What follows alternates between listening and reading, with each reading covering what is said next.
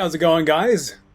I can't do that anymore. I really can't. Alright, hey, how's it going? It's me, back again, making another appearance after several more months, because we gotta talk about LEGO's Avengers Tower, and I figure instead, we can skip the editing, we can skip all the BS. Everyone and their dog probably already has this set. I don't know, I don't really care, but this set is like a dream bucket list set for me. I mean, this and the Venator are like it. And I didn't talk about the Venator, which felt so weird because I've been waiting since I was like 9 years old to see that happen. And anyway, that said, we are going to talk about this one. Let me know if you want to see more videos like this in the future when LEGO news drops. And even if there are plenty of other videos where you can see the real thing in a lot more depth, somehow you wound up here. So, here we go, man. LEGO's new Avengers Tower is apparently going to be coming out right on Black Friday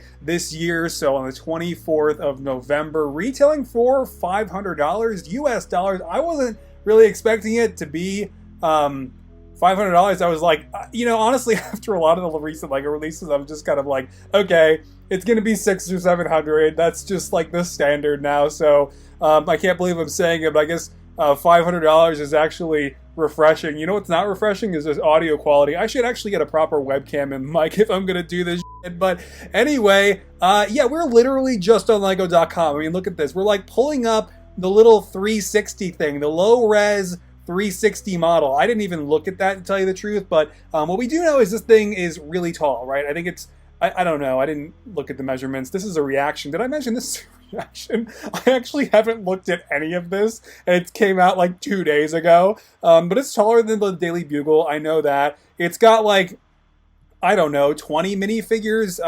It's down. Okay, we have to skip all the graphics of LEGO's underwhelming minifigures.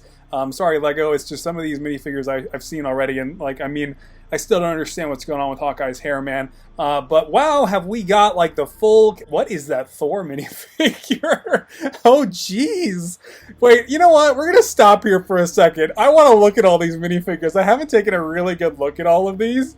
All right, we're just going to go from left to right for fun because I feel like it. That Thor sucks. The Tony Stark's good. That's cool. Is that the Mark 6 damage? That's cool. I still do not like the current Iron Man helmet. I'm sorry. I'm not a fan.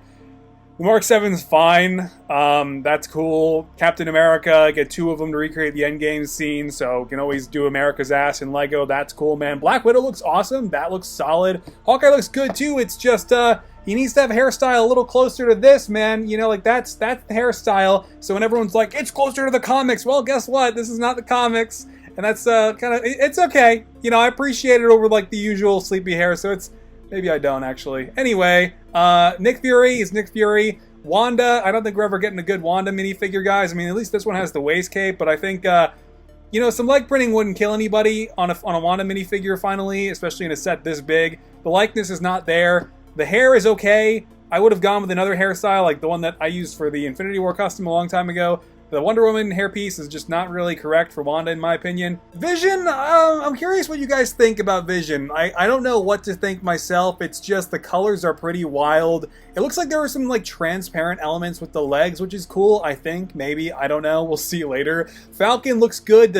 I guess the wings will be in the pictures later. War Machine looks fine. I don't know what, that looks like the Mark II, maybe? Mark 1 War Machine? I don't know. Wong is, that's a thing. And then we've also got Wasp, which is, at least she's got her own proper helmet this time. It's just a reprint of the Ant-Man helmet, but we'll get into that later. Dr. Helen Cho's in here. We've got Eric Selvig, which is exciting. Is that Pepper? Because that doesn't look like Pepper Potts. I don't know who that is. It looks like we got a bunch of S.H.I.E.L.D. agents. We got a Hulk making his big goofy smile, which is nice. I think this might be the first Hulk that has like a separate head, so that should be pretty cool. Ant-Man microfig, Chitauri figures. We've got Alexander Pierce, so that's cool. He's looking suitably evil. Loki's in here, looking better than he did in 2012, that's for sure. And then we've got Ultron in his original Christmas form, I guess as he referred to it in the film. Shout out to the Brick Fan for always posting super HD pictures. There he is, Mr. Kevin Feige. Look at him. Look at that guy. He has like an Avengers symbol on his hat though. I kind of wish he had the Marvel logo on his hat, but it's still nice to get a Kevin Feige minifigure in any case. I don't know why he's like not included in that lineup that Lego showed on the website. Is it like down here? Where's Kevin Feige, man? Why is he not on the lineup here? I guess because he's like the special minifigure of the set. Anyway, that being said, I really am not super interested in looking at all these HD pictures of these guys that are just like, you know, bait pictures for YouTubers' thumbnails in this high-res quality. These renders of these minifigures always are. All right, so let's finally take a look at the tower itself, and I am just so thrilled with how this thing looks. The build looks really great. All the blue, you know, contrasting with the gray, and the bright blue Avengers symbol really stands out. So that's awesome. The minifigures and, like, you know, just all the different ways you can display them with all these various pieces coming off of the sides of it, all these various clear posts that you can attach the minifigures to. It's all really great. I mean, one thing that I am, you know, I appreciate that they put the Quinjet in here, but since it's like a mini Quinjet, you know what I didn't need was, you know, this goofy picture of like shoving Nick Fury in it, but I guess, hey man, it's something for the kids,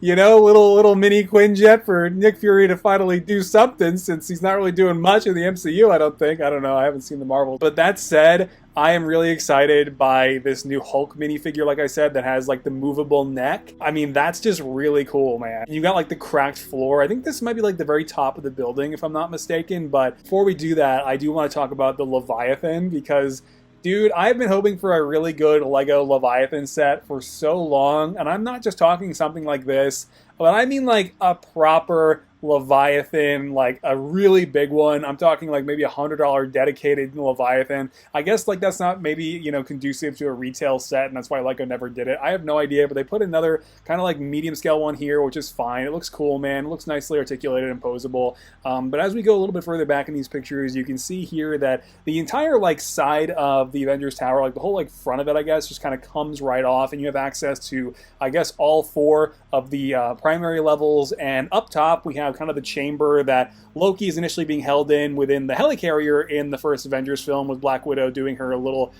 you know, interrogation. We all remember that scene. Pretty iconic all these years later still. I guess not that iconic because I don't think about it a lot. But we also do have like an Iron Man armor assembly room. Remember when that was a thing before the nanotechnology kind of became a mainstay? Good times. So that looks really fun in there. And we've also got like kind of like a science bay, man, for Dr. Helen Cho. If there's actually a dedicated picture of that, that would be really great. But there's a closer picture of the Loki chamber, which is nice.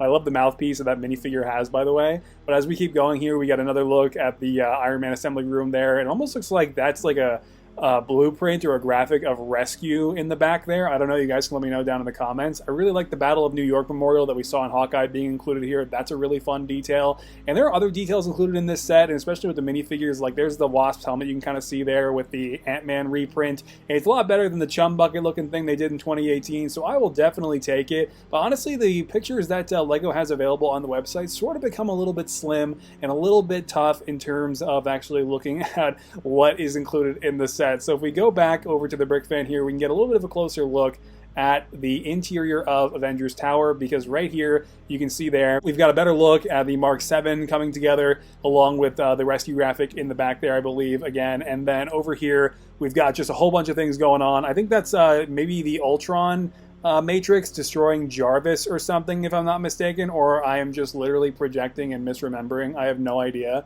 but that looks really cool. We've got yeah, Helen Cho looks like she's assembling Vision by coercion of Ultron, of course, which we remember from the film, and Wanda in there being Wanda doing something. And then we have the bottom endgame scene, which is very cool to see in the lobby when, of course, the time heist is going on. And I kind of wonder, I think one of those guards is actually Tony Stark. Is that or one of those SHIELD agents Tony Stark? Did I miss that? Because that's kind of cool, man. Nice redesign of the Ultron original form, by the way. That was a really fun minifigure back in 2015, but that's definitely better. So anyway, I'm kind of losing interest as to whether or not this is actually, you know, Tony Stark in the SHIELD armor or not, but I love the fact that we've got the Loki Chitauri speeder. That's a really cool addition. I'd love to have that like flying off the side of one of my shelves or something just for fun. And of course, you know, also I didn't acknowledge we have the America's Ass scene being recreated here with the 2 minifigures. Not exactly in the same place that it took place in the movie. There's no bridge included in the Avengers Tower to properly recreate that moment, but that is okay. I just love the side profile of the Avengers Tower. I mean, that whole facade just looks amazing, dude. That's incredible to see. It's just, I mean, an iconic building that I really wish was not removed from the MCU as early as it was, but I guess it'll be taken over by someone if it wasn't literally just like demoed at this point. I don't know, but apparently, I guess with a gift of purchase this coming Black Friday weekend, if you pick up the Avengers Tower, you'll get a bunch of Outriders, Black Panther, a little taxi cab, and a Civ. I don't know if that's, I think it's literally just a taxi driver. I don't think it's anyone in particular, but that is, yeah, just a taxi driver. And cool, man. Good on him. I guess I won't be getting Mr. Taxi Driver because I don't plan on picking this set up myself anytime soon. Never mind actually reviewing it, which is why I wanted to talk about it here with you guys. And, yeah, I mean, is there anything else that I'm missing? I mean, obviously, right? I mean, there's so much more. There's so many details. I know there's like a little computer screen with Ultron on it. You know, Wong comes with like a portal, obviously, we've seen in these pictures that you can attach him to. There's a lot to love about this set. There's a lot to not love. You know, the minifigures are, let's be honest, kind of subpar in a lot of ways. I mean, I kind of already talked about it earlier on in the beginning, but you have some bangers, right? Like Black Widow, like Falcon, Vision kind of, sort of. Hawkeye's really good. I love the Tony Stark, the new Loki, the new Wasp, the new Hulk.